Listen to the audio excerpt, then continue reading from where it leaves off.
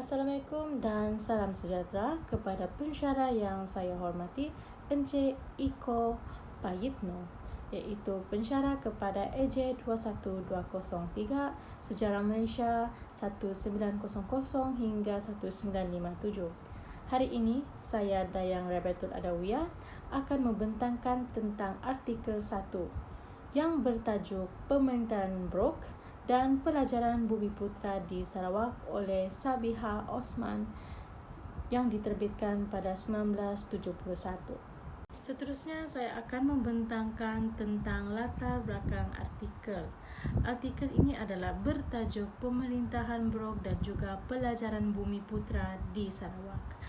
Jurnal ini diterbitkan oleh Jurnal Jebat, Malaysian Journal of History, Politics and Strategic Studies yang mempunyai 10 halaman, iaitu dari muka surat 65 hingga 74. Artikel jurnal ini telah dikeluarkan oleh Jabatan Sejarah Universiti Kebangsaan Malaysia pada tahun 1971 pada jilid yang pertama.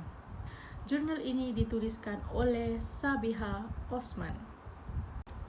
Seterusnya saya akan pergi kepada biodata penulis. Sabiha Osman. Beliau mendapat gelaran Profesor Emeritus di Sekolah Sains Sosial di Universiti Malaysia Sabah. Turut, beliau adalah bekas pensyarah sejarah dari Sekolah Sains Sosial UMS.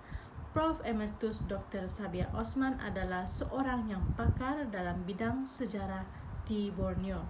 Sehinggakan beliau mendapat anugerah berupa buku yang bertajuk Prof. Emeritus Dr. Sabiha Osman, iaitu Sejarawan Wanita Malaysia. Buku tersebut adalah dituliskan oleh Encik Eko Payitno, Encik Bazli dan juga Wan Salahuddin pada tahun 2013. Bahkan, buku ini diterbitkan di Universiti Malaysia Sabah. Antara topik ataupun isu utama dalam artikel ini adalah tentang dasar pemerintahan Brok penghalang kepada tersemainya semangat kenegaraan dan juga nasionalisme di Sarawak. Hal ini kerana Brok membiarkan masyarakat peribumi di Sarawak buta tentang akan politik dengan tidak memberikan pengetahuan ataupun pendidikan tentang politik, iaitu kenegaraan. Malah, Brok juga tidak akan menggalakkan untuk memberi pendidikan ataupun pelajaran kepada penduduk Bumiputra itu sendiri, iaitu Charles Brok berpendapat bahawa pelajaran tidak perlu diberikan kepada Bumiputra kerana ianya akan merosakkan ekosistem, tradisi dan juga adat istiadat asal mereka. Seterusnya adalah isu berkaitan tidak wujudnya dasar pelajaran yang sama ataupun khusus kepada penduduk di Sarawak. Semasa pemerintahan Brok berlangsung, tidak adanya berlaku pemusatan dalam bidang persekolahan kerana ianya dikendalikan secara berasingan, misalnya sekolah kerajaan, sekolah misen dan juga badan-badan tempatan Cina dan juga Melayu. Dengan itu, bahasa pengantar dari sekolah-sekolah tersebut adalah sangat-sangat berbeza. Dan penggunaan satu bahasa bagi menyeragamkan bahasa pengantar adalah tidak digalakkan.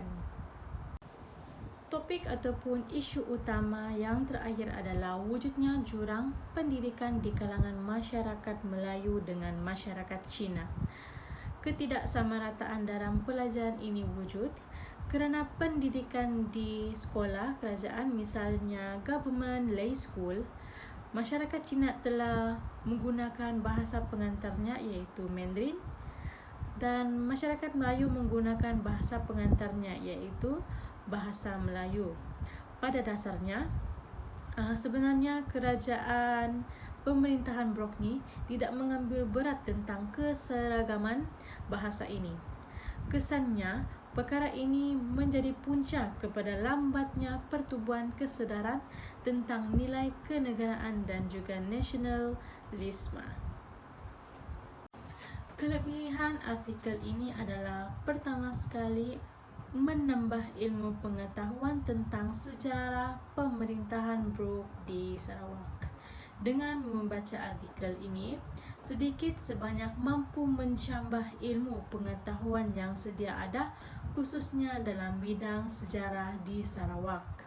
Terdapat banyak informasi baharu dan pendapat yang diutarakan oleh penulis tersebut. Lebih-lebih lagi dalam memberikan pelajaran bumi di Sarawak. Seterusnya adalah penyampaian yang amat mudah difahami. Penghasilan artikel ini didapati mudah untuk difahami, walaupun penggunaan bahasanya yang dianggap bukan ilmiah. Akan tetapi itu bukanlah sebab kepada penyukaran pemahaman sebagai pembaca. Dengan membaca jurnal ini, sebagai pembaca ianya amat mudah untuk mentelaah. Kelemahan artikel. Artikel ini terdapat 3 kelemahan. Pertama sekali, tidak mempunyai sebarang senarai sumber rujukan. Artikel ini tidak dilampirkan dengan sumber rujukan yang digunakan. Walhal, dalam penulisan akademik memerlukan senarai sumber rujukan yang digunakan bagi merujuk kesahihan bahan yang digunakan dalam menghasilkan penyelidikan tentang sesuatu isu tersebut. Kedua adalah tidak menggunakan sebarang grafik ataupun carta. Semasa membuat pembacaan terhadap artikel ini, penulis langsung tidak menggunakan sama ada carta, jadual ataupun gambar. Berdasarkan pengamatan pembaca, terdapat pelbagai sumber gambar yang boleh diletakkan dalam artikel tersebut agar pembaca tidak bosan ketika membacanya. Akhir sekali adalah pengstrukturan ayat dan juga penggunaan ayat yang tidak formal. Penulisan artikel ini turut mempunyai penstrukturan ayat dan penggunaan ayat yang tidak formal. Bahkan, artikel ini tidak mempunyai sebarang abstrak dalam memperjelaskan isu sebenar yang dikaji. Dalam artikel ini, terdapat banyak penggunaan ayat yang tidak formal seperti yang terpampang dalam slide ini, terdapat banyak pengstrukturan ayat yang tidak formal, seperti penggunaan ayat yang tidak seragam.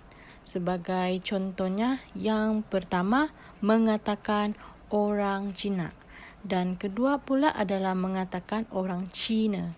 Cina itu adalah logat sesebuah masyarakat dan frasa tersebut sebenarnya tidak mempunyai ataupun tidak mengandungi di dalam kamus. Perkara ini sebenarnya akan menjejaskan kualiti terhadap jurnal tersebut. Seterusnya adalah penggunaan ayat yang singkat. Sepatutnya anak-anak ataupun ketua-ketua, bukannya ditulis dengan anak dan bernombor 2.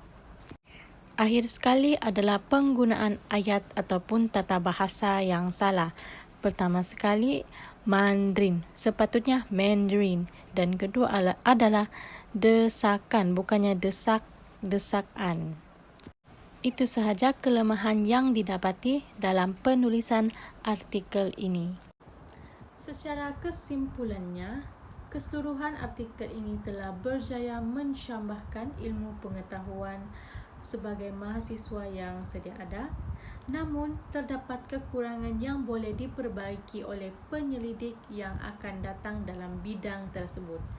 Dapat dipelajari bahawa dasar pendidikan di Brooke sememangnya menjadi punca kepada lambatnya pertumbuhan semangat kenegaraan dan juga nasionalisme di Sarawak.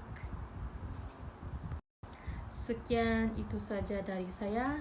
Terima kasih.